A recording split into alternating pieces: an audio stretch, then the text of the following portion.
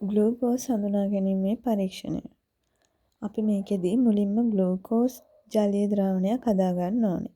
පරීක්ෂා නලයකට ග්ලූකෝස් ටිකක් එකතු කරලා ඒකට ජලය එකතු කරලා හොඳට ඒක දිය කරලා හදාගන්න ඕනේ. ඊට පස්සේ හදාගත්තු ද්‍රාවණයට බෙනඩික්ට් ද්‍රාවණයෙන් බිංදු කිහිපයක් එකතු කරන්න ඕනේ.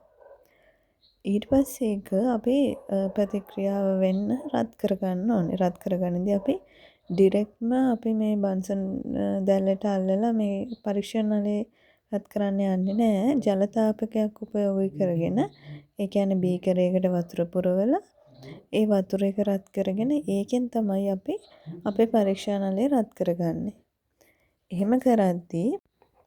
එහෙම කරද්දී ක්‍රමක්‍රමයෙන් මේ පරීක්ෂා නලයේ පාට වෙනස් වෙනවා.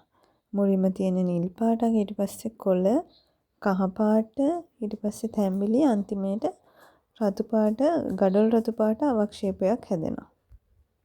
ඒ ගඩොල් රතු පාට අවක්ෂේපයක් හැදෙන එකෙන් තමයි අපි නිගමනය කරගන්නේ මේ ද්‍රාවණයේ ග්ලූකෝස් තියෙනවයි කියලා.